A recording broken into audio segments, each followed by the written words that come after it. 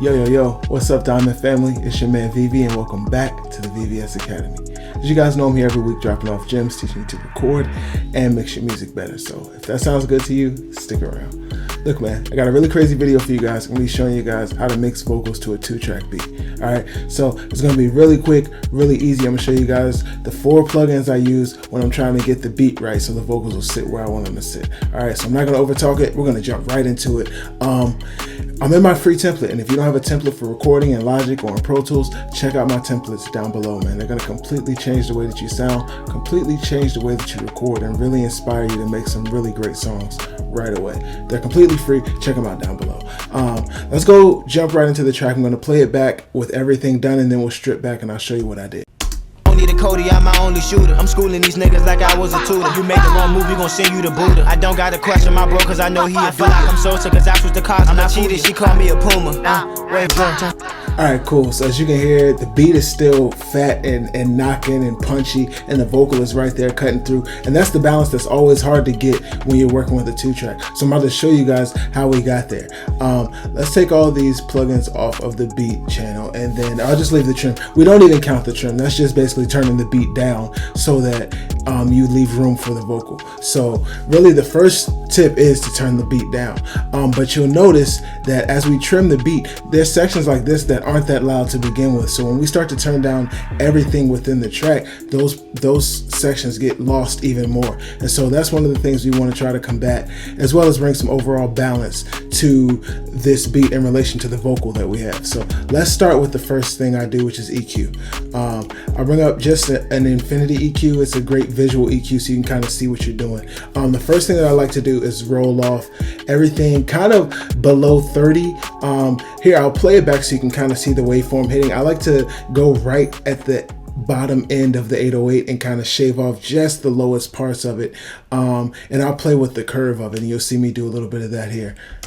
Need a Cody, I'm my only shooter. I'm schooling these niggas like I was a tutor. You make the wrong move, we gon' send you to Buddha. I don't gotta question my bro, cause I know he a dude. I'm salty cause I switched the cars. I'm not cheated, she called me a puma. Right, so all that's doing is just rolling off a lot of the rumble and the super low frequencies that is making our speakers work harder than they have to, right? So let's go to the next band, which is just this low mid band. I'm gonna solo it so you can hear what it is. And I think this was just kind of masking the vocal, covering the vocal up a little bit and keeping the vocal from sitting inside the beat and inside the mix like we wanted it to. I think when we carved out this little bit of space, it really helped things out.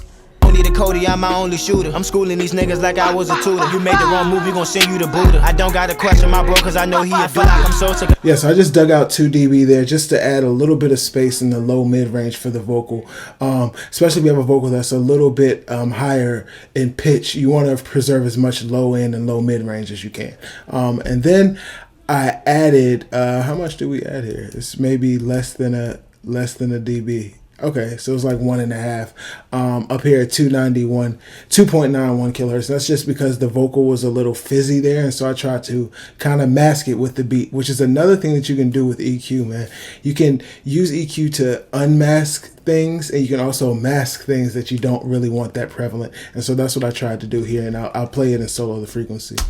Need a Cody, I'm my only shooter. I'm schooling these niggas like I was a tutor. You made the wrong move, we gon' send you to Buddha. I don't gotta question my bro, cause I know he a dude. I'm salty. And it just adds some more snare to the track, so you get a little bit more of that crack of the snare that you can really dial in if you had the stems to the beat, you know what I mean? So that's EQ. The next thing I use is the VMR. And for the VMR, it's really about saturation, honestly. I have a channel strip. It's going to my group that everything else is going to, so that we sound like we're, recording on a console. And then I'm just using the FGS, the SSL EQ, to dig out a little bit of space up in the 6K range out of the beat. A lot of times there's so much hi-hat up there that it masks a lot of the high end of the vocal. And so I like to cut a little bit of that. It's like 3 dB. Wow, we're cutting a lot, actually 8 dB. This track was just kind of going crazy, but we are bringing some back, and you'll see. Compression. Okay, so this is where we really get to work. As you can see on the beat, the transients are huge, are vastly different, right? The 808s are booming, but the sample that they use is not that loud. And so we need to bring some balance to those two signals. We need to be able to bring up the volume of the sample without having the stems. And so we're going to use compression to level things out and saturation to kind of push that sample forward a little bit more. We're going to try to. So let's see if we can. Let's bring the VMR in. I'll show you what each thing is doing.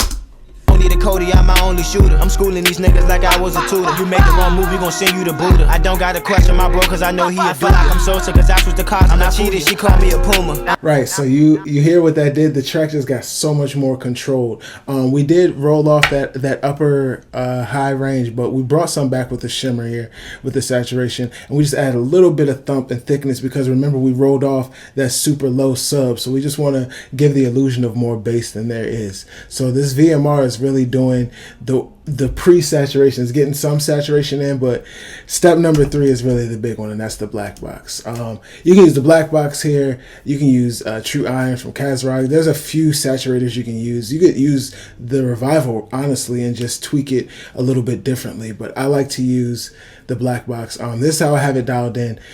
I'll turn it off first, and then I'll bring it in halfway through, and you'll kind of get a feel for what it sounds like.